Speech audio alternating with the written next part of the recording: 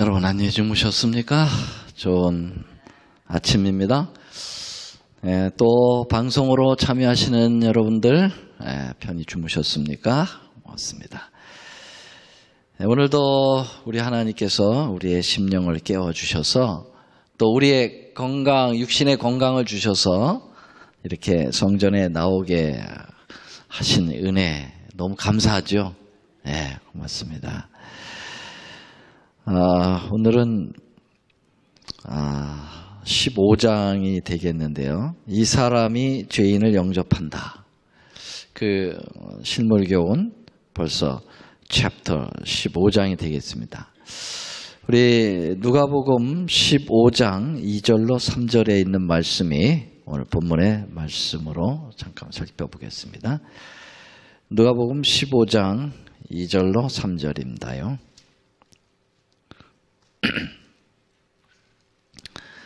우리 1절서부터 3절까지 좀 읽어보겠습니다. 누가복음 15장 1절서부터 3절까지 읽어보겠습니다. 시작.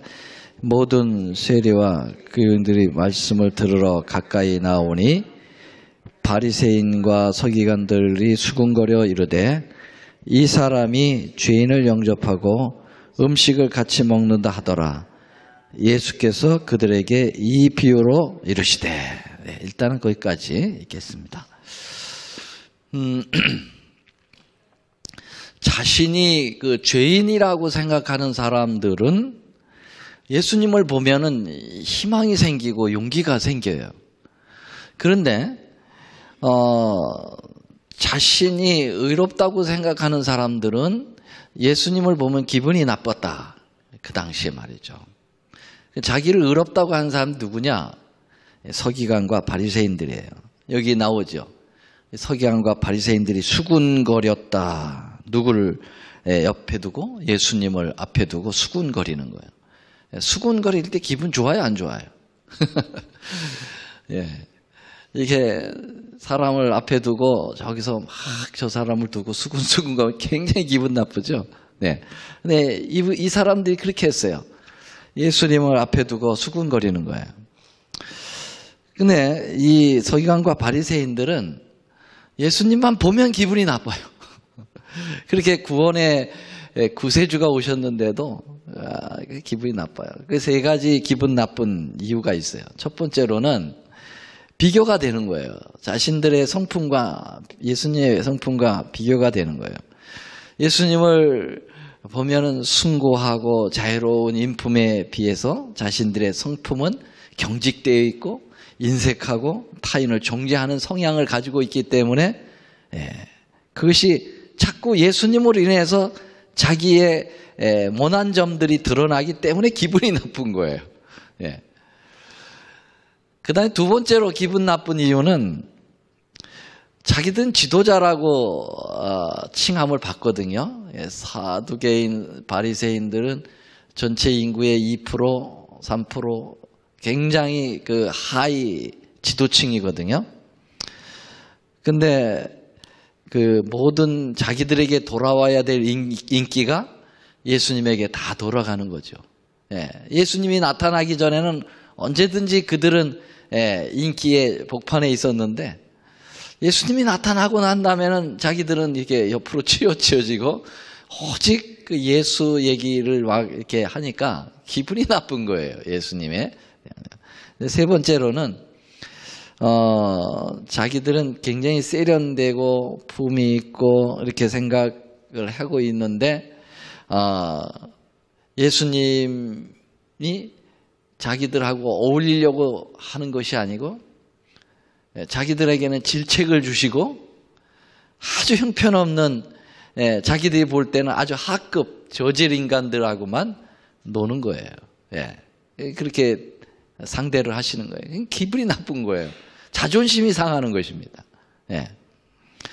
이런 상대적 빈곤을 느끼는 졸렬한 모습을 가진 사람들이 그 당시에 유대 지도자라고 하는 사두개인과 바리새인들, 서기관들 이런 사람들이었어요. 이런 사람들을 보면은 두 부류의 사람을 좀 생각해 보고 싶어요. 이 사울이 다윗을 대할 때 어떻게 대했습니까? 사울은 다윗을 자기의 충실한 충신으로 보지 않고 자기를 위해서 나가서, 물론 백성을 위해서, 나라를 위해서 나가서 싸웠지만은 결국 나라를 지도하는 사울 왕에게 있어서는 자기를 위해서 나가서 싸워준 거거든요. 생명을 걸고, 그리고 골리앗을 물리치고, 정말 자기가 고대했던 승리를 가져다 준 충신 중에 충신을 그는 경쟁자로 생각을 해요. 예. 경쟁자로 생각을 해가지고 결국은 시기가 발동하여 죽이기로 결심을 하죠. 사두간과 바리새인들이 꼭 그런 모습이에요. 이 땅에 구주로 오시고 정말 우리를 대신해서 죄를 감당하시는 그 위대하신 분을 경쟁자로 생각하고 시기하고 질투하여 예수님을 죽이려고 하는 모습은 그들의 모습과 너무나도 똑같은 거죠. 또 이런 사람들이 있었어요. 바나바와 사울, 바나바와 바울이죠. 근데 바울이 되기 전에 사울, 사울이 혜성처럼 나타났습니다. 그때 당시만 해도 바나바의 지도력은 상당히 높았어요. 특별히 예루살렘 쪽으로는 뭐 야고보 지도자가 있었고 베드로 이러한 정통 사도들이 있었습니다. 그러나 바나바는 이 안디옥 쪽으로 이 파견된 그런 지도자로서 정말 타의 추종을 불허할 만큼 영성과 지도력이 있었던 분이었죠. 성품도 좋고. 그런데 누가 나타난 거예요? 혜성같이 사울이 갑자기 나타난 거예요. 그것도 교회를 핍박을 하던 사람이 이제는 개종을 해가지고 예수를 전한다고 나타난 거예요. 사람들이 다 기피를 하죠. 그런데 바나바는 사람을 볼 줄 알았고 포용할 수 있는 권위자라고 그랬죠. 권위자는 authority를 얘기하는 게 아니라 권하고 위로하는 그런 컴포터 같은 사람들이었죠. 그래서 안디옥에 그가 담임 목사로 있을 때 그는 다소에 집거하고 있는 사람들이 막 이렇게 그 사울을 갖다가 인정하지 않고 네가 뭔 교회를 핍박하다가 갑자기 와가지고 지도자라고 하느냐. 그러니까는 다 왕따를 시키니까 사울이 어디로 갔어요? 고향으로 그냥 내려가서 집거하고 있었죠. 그때 바나바가 안디옥에서 그 먼 길 다소까지 사울을 찾아갑니다. 그래서 거기서 안디옥 교회까지 데리고 오는데 어떻게 데려왔을까요? 우리 같이 일하자. 사울을 데리고 오면 바나바는 자기의 포지션이 상당히 위협을 느낄 거예요. 왜냐하면 워낙 탁월한 사람이고 똑똑하고 또 지도력이 있었던 사람이고 또 그의 성품이 굉장히 열정적이기 때문에 오면 분명히 자기 자리를 뺏길 걸 알았어요. 그런데도 그는 경쟁자로 보지 않고 하나님의 사람으로 보고 그를 데려와서 함께 일을 하죠. 그리고서는 둘이 같이 선교 여행도 떠나고 결국은 이제 지도력이 바나바에서 바울로 넘어가는 그러한 상황이 되었습니다만은 그것은 바나바가 원하던 바인지도 모르겠어요. 자기의 성품은 그냥 뒤에서 서포터하는 그런 성품이고 바울은 이제 앞장서서 아주 영적인 막강한 카리스마적인 지도력을 가지고 휘둘러야 될 그런 성품인 걸 알고 자기는 한 발 뒤로 물러가고 바울을 앞으로 내세우는 참 멋있죠. 이런 사람들이 참 필요한데 이때 예수님이 오셨을 때 유대 지도자들은 바나바 같은 사람들이 아니었고 사울과 같은 사람이었어요. 그래서 예수님을 어떻게든지 시기에 헐뜯어가지고 그를 죽이려고 하는 그런 상황에서 지금 또 한 번 예수님이 여기서 설교를 하고 있는데 뒤에서 수군거리는 것이에요. 수군거리는 게 뭐라고 수군거리느냐. 원망하여 가로되 이 사람이 죄인을 영접하고 음식을 같이 먹는다 하더라 그랬어요. 이 소리를 예수님이 들으셨어요. 얼마나 이 사람들이 예수님에 대한 그 태도가 기분이 나빴으면 원망까지 하겠어요. 원망. 여러분들이 원망할 때 어떤 때 원망하십니까? 웬만해 가지고는 하지 않잖아요. 근데 어때 속이 상하고 자기 뜻대로 안 되고 정말 자기하고 너무 다른 저기를 하게 될 때는 그걸 원망을 하잖아요. 예수님께 원망을 돌렸다 그렇게 얘기했어요. 자, 이 원망죄의 말은 뭐라고요? 저 사람이 메시아라고 하면서 죄인들하고 어울려서 죄인처럼 산다 이렇게 하는 것이죠. 왜 우리 같이 지도력 있는 사람들하고 어울리지 않고 저런 사람들하고 어울리느냐 이런 원망죄를 얘기했을 때 그것에 답변하여 예수님께서 3가지 비유를 말씀하신 거예요. 그게 누가복음 15장의 3가지 비유입니다. 누가복음 15장은 하나의 닉네임을 붙인다면 뭐예요? 잃어버린 것을 찾은 장. 그렇죠? 마태복음 24장의 닉네임은 뭐예요? 예수 재림 징조창. 고린도전서 13장은 뭐예요? 사랑장. 뭐 이렇게 하듯이 누가복음 15장은 잃어버린 것을 찾은 장이에요. 3가지 비유가 나오기 때문에 그래요. 우리가 잘 아시는 대로 첫 번째 비유가 뭐죠? 잃어버린 양을 찾는 비유. 두 번째가 뭐죠? 잃은 은전을 찾는 비유. 세 번째가 뭐죠? 잃은 아들을 찾는 비유죠. 이 3가지 비유가 한꺼번에 주님께서 나와 있어요. 이게 뭐냐면 너희들은 죄인을 찾아서 회복시키려고 하지 않고 죄인을 깔아뭉기고 무시하고 죄인에 비교하여 너희의 의를 자랑하려고 한다 하는 것을 예수님께서 강한 표현으로 이제 반어적인 그러한 비유로 말씀하신 거죠. 죄인들은 무시당하거나 깔아뭉길 대상이 아니라 찾아 구원하고서 회복시켜야 될 대상이지 어떻게 죄인하고 함께 한다고 너희들이 나를 원망하느냐. 그들의 가치관을 완전히 바꿔놓는 그러한 비유를 말씀하신 거예요. 한 번은 안 돼, 이 사람들은. 2번, 3번. 3번의 그런 강력한 비유를 통해서 이 죄인들을 지도자들이 어떻게 대해야 될 건가. 그것을 예수님이 가르치시는 거죠. 맞습니까? 네, 우리도 마찬가지예요. 오늘날 죄인들을 우리는 어떻게 다뤄야 될까? 다 죄인이지만 좀 소외당하고 교회를 떠나가 있고 또 아예 하나님을 모르는 이러한 잃어버린 자들을 우리는 어떻게 대해야 되는가? 우리를 이단으로 몰아가면서 따가운 시선을 주고 있는 그분들을 우리는 똑같이 대해야 되는가? 아니면 그들을 포용하고 바나바처럼 예수님처럼 그런 마음의 태도를 우리 주님께서는 가르치시는 거죠. 그래서 주님은 말씀하시기를 의원에게는 그 병자에게는 의원이 필요하다 그랬지 않습니까? 병자에게 의원이 필요하지 건강한 사람에게 의원이 필요하겠느냐? 내가 이 땅에 온 것은 잃어버린 자를 찾아 구원하려 하러 옴이라 그랬잖아요. 그래서 예수님의 목적은 분명합니다. 그렇기 때문에 그분은 죄인들과 먼저 어울리실 수밖에 없었다고 하는 사실이죠. 오늘은 그 첫 번째 비유인 잃어버린 양의 비유를 말씀을 드리면서 함께 생각하면서 오늘 말씀을 이어보려고 합니다. 먼저 4절서부터가 이제 누가복음 15장 4절부터가 잃은 양에 대한 비유입니다. 방송으로 나가기 때문에 그냥 제가 읽겠습니다.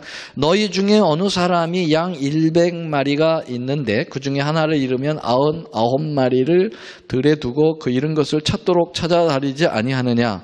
또 찾은즉 들고 어깨에 메고 집에 와서 그 벗과 이웃을 불러 모으고 말하되 나와 함께 즐기자. 나의 잃은 양을 찾아노라 하리라.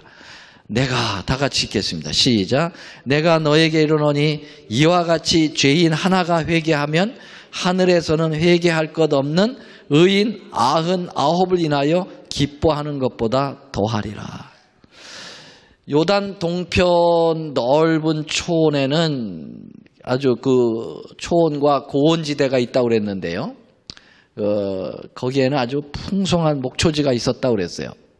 그래서 유대의 많은 목자들이 그곳에 양들을 데리고 와가지고 풀어서 방목을 하게 되죠. 그럴 때 이 산골짜기와 또 무성한 숲속에서 양들이 잃어버리는 양들이 발생한다는 것입니다. 그래서 이 목자들이 이곳저곳 자기 양을 찾기 위하여 꽤 방황하는 그런 사례들이 종종 있었다는 것을 주님은 알고 계셨죠. 그리고 예수님이 지금 말씀을 하고 있을 때 그런 경험들을 한 목자들이 주변에 있었다고 실물교훈은 얘기하고 있어요. 그래서 예수님이 이 잃은 양의 비유를 얘기할 때 그냥 생뚱맞은 비유가 아니라 다들 경험을 하고 또 목격을 하고 있던 그 회중들이 지금 있었다는 거죠. 그런 상황에서 예수님께서 어떤 사람이 양 100마리가 있는데 99마리가 있고 한 마리가 이제 길을 잃었다. 그 얘기를 할 때 그럴 수 있지. 이제 그런 것을 다 이해하고 있었다고 하는 것입니다.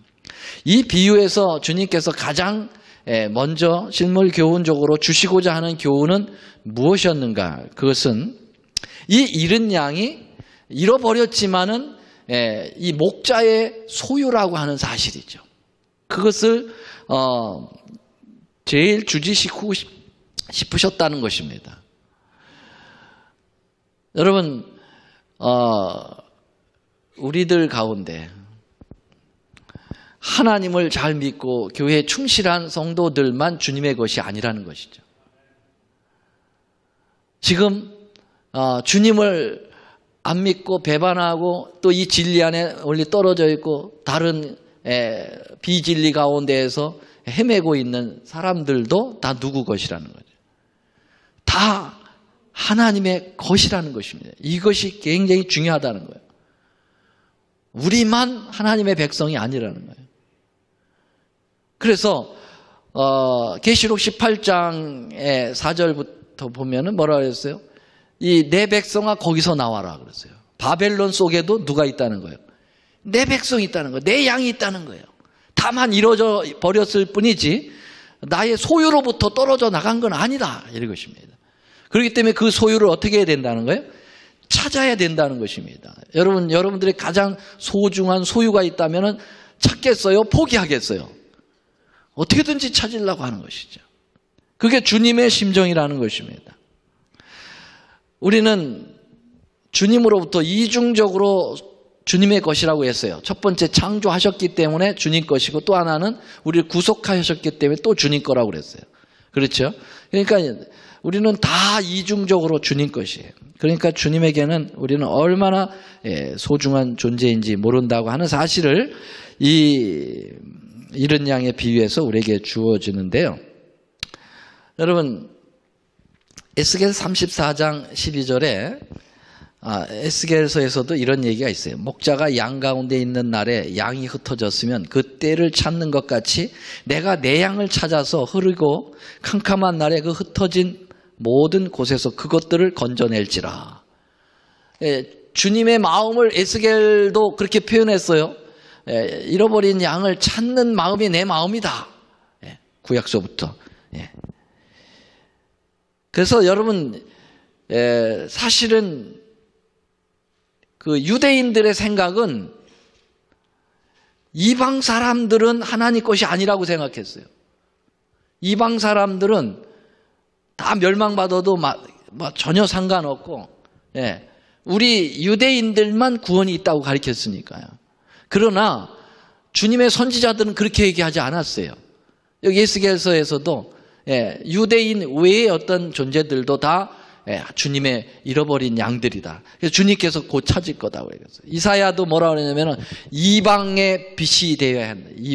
우리가 유대인들이 이방의 빛이 되어야 한다.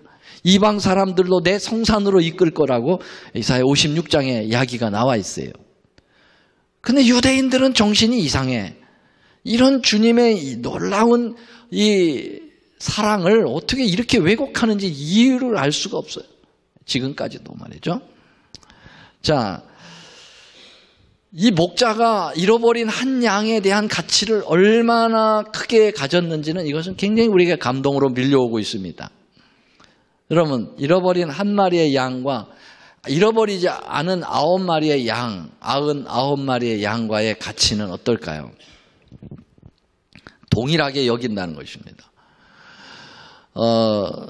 우리 세상적 수학 방법으로는 그냥 99마리를 잘 지켜서 잃어버린 한 마리를 포기하고 99마리를 더 잘 지켜가지고 거기서 또 아기를 낳게 해가지고 또 100마리 만들면 되지. 이제 이게 세상의 상식인데요. 주님은 그렇지 않아요. 그 한 마리의 양도 9마리의 양하고 똑같다 그랬어요. 왜 그러냐면은 이 양을 찾아가는 이 양의 주인이 어떻게 찾아갔어요? 99마리를 어떻게 하고? 놔두고 한 마리를 어떨 때까지 찾는다고 그랬어요? 찾을 때까지 찾는다고 그랬어요. 찾도록 찾지 아니하겠느냐.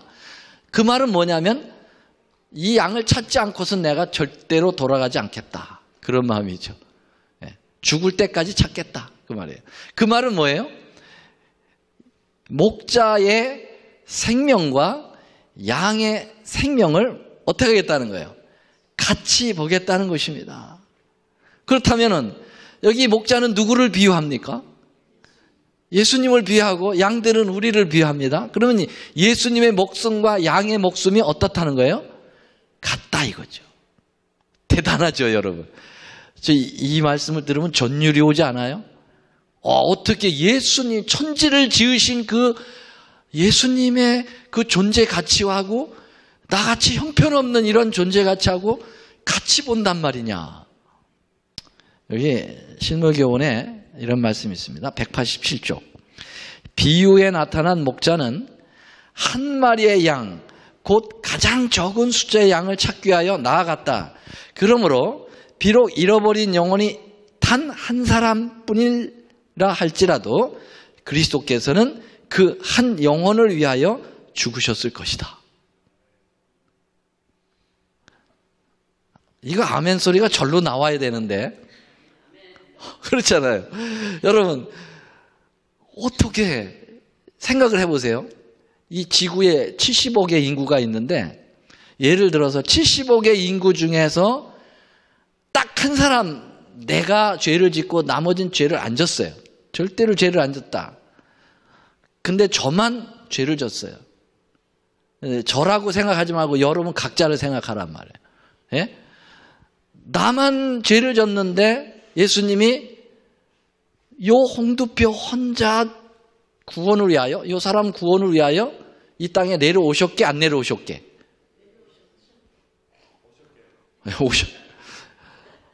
어떻게 저 혼자만을 위해서 내려오셨다는 거죠. 그리고선 저 혼자만을 위해서라도 죽을 수 있다는 거죠. 이게 전율하지 않겠어요? 놀라운 일이죠. 이걸 조금 생각을 조금 더 바꿔가지고 여러분 연쇄살인범이 있다고 보세요. 지난번 조승이 40 몇 명을 죽였죠? 조지아 텍에서, 조지아가 아니라 버지니아 텍에서. 예. 와, 엄청 많은 사람을 그냥 이유도 없이 다 죽여버렸어요. 다른 사람 아무도 죄를 짓지 않았는데 그 조승이만 죄를 졌는데 그 연쇄살인범을 위해서도 누가 오셔요? 예수님 오셔서 죽을 수 있다. 대단한 거죠. 여러분 예수님은 우리의 하나하나의 생명을 당신의 생명과 동일하게 보는 거예요. 그래서 제가 이 도매꿈으로 주님은 우리를 사랑하지 않는다는 거예요. 싸잡아서 사랑하는 게 아니고 한 사람 한 사람을 사랑한다는 거죠. 믿으세요? 그래서 우리 예수님의 마음에는 우리가 차지하는 방이 따로 존재하고 있다는 거예요. 그게 다 차야만 예수님이 만족이 있는 거죠. 아이고, 그래도 적어도 이 지구에 60억에서 한 10억 정도는 다 예수를 믿고 그렇게 하니까 됐어. 그 정도면 10억이면 작은 숫자야. 그리고 만족하신 그런 분이 아니에요. 단 한 사람만을 위해서라도 그분은 그 구원을 하셔야 만족이 되시는 분이라는 거예요. 여러분들이 그거는 어떻게 비유를 들으면 여러분들이 이해가 돼요? 자식이 있어요. 자식. 그렇죠? 여러분들 자식이 2명, 3명, 어떤 분은 5명, 우리 집은 6명이거든요. 우리 어머님이 6명을 낳았는데 우리 어머님이 5명은 다 신실하고 착하고 그런데 한 명이 타락을 해가지고 집을 나갔다. 그러면 아유 자식 그냥 가지고 골치 아파 죽겠네. 잘 됐다. 한 놈은 나가고 나머지 5이 있는데 뭐 그래. 그럴 부모 있어요 없어요? 그 타락한 자식이 돌아오기까지 엄마의 마음은 편하지 않은 거예요. 그게 예수님 마음이라는 거죠. 맞습니까? 안 맞습니까? 예. 그 아들이 돌아올 때야 비로소 엄마의 마음이 만족을 하시는 거죠. 우리 예수님의 마음이 그런 마음이라는 거예요. 예. 이게 이제 이런 양에 잘 나타나 있어요. 대단한 비유입니다, 이 비유가. 예. 자, 주님이 끝까지 포기하지 않는다는 것입니다. 주님 편에서는 이런 양을 찾는데 끝까지 포기하지 않는다는 거예요. 근데 우리는 너무 쉽게 포기하는 거죠. 몇 번 하다가 안 되면 포기해버려요. 근데 주님은 안 포기한다는 거예요. 그러니까 여러분 777 기도 이거 행날해도 소용없어 그렇게 생각하지 마시고 포기하지 마세요. 하나님 포기하지 않는데 왜 우리가 포기하냐 이거예요. 끝까지 계속 기도해야 돼. 네. 어떤 일이 벌어질지 누가 알아요? 그렇지 않습니까? 네. 우리 어제 소그룹에서 그 김종규 선생이 아주 잃어버렸다고 생각했어요. 벌써 10몇 년, 20몇 년 안 나왔어요. 12월부터 나오겠다고 자기 입으로 고백을 했어요. 예. 여러분, 이런 양을 포기하지 마세요. 어떻게 해서든지 하나님께서 돌아오게 하실 수 있는 가능성이 있는 사람들입니다. 맞습니까? 맞습니까? 우리는 기도하는 거예요. 열심히 기도하는 거예요.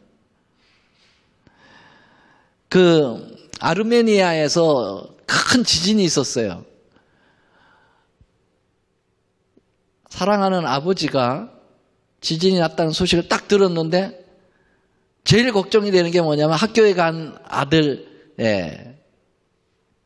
이름을 샨이라고 합시다. 샨. 샨이 생각나는 거예요. 학교에 간 샨이.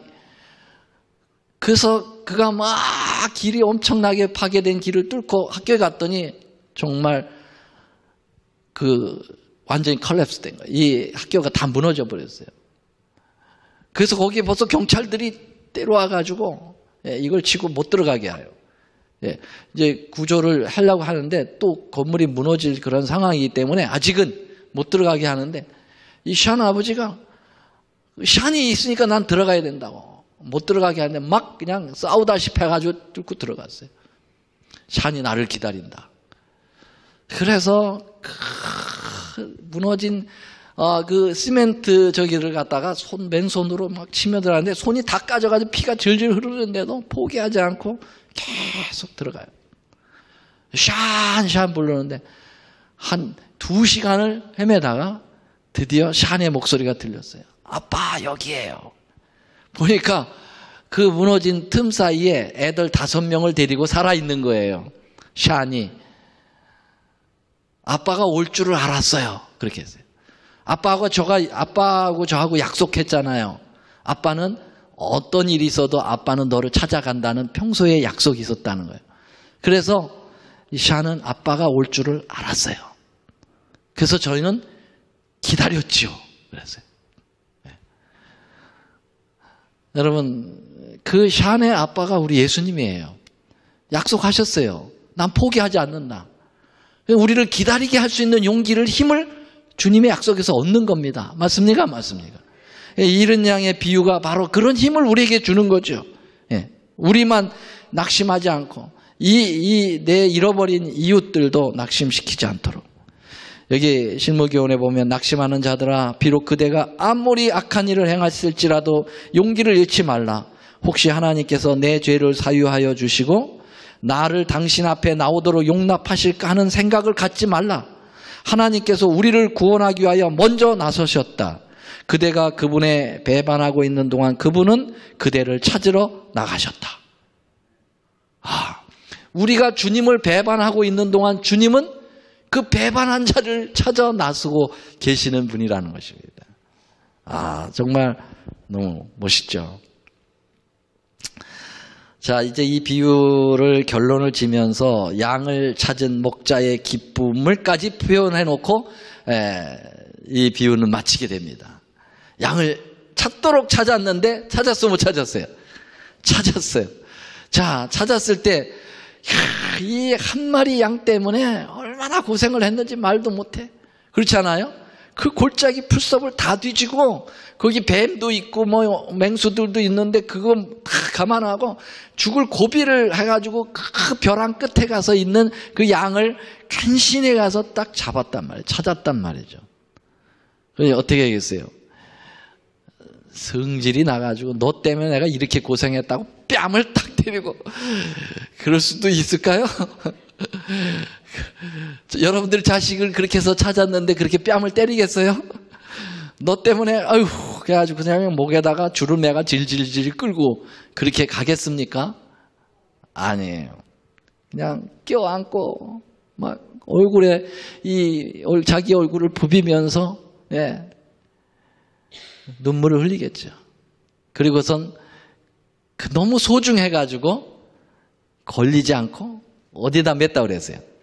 어깨에다가 맸다 그랬어요. 목자가 잃어버린 그 양을 찾아서 어깨에 메고 아마도 성경에는 표현이 안 나왔지만 덩실덩실 춤을 추면서 저희도 그런 경험을 했잖아요.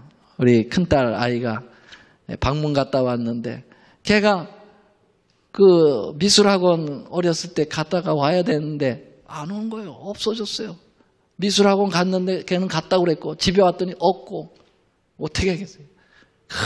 찾아 돌아다니는데 집 앞에 그 공장 박스가 있는데 박스 속에서 이렇게 잠자고 있는 거예요. 얼마나 그 감동이 되는지 기쁜지 말이죠. 그 찾은 기쁨이 말이죠. 주님이 우리를 찾을 때 그렇게 기쁘다는 거예요.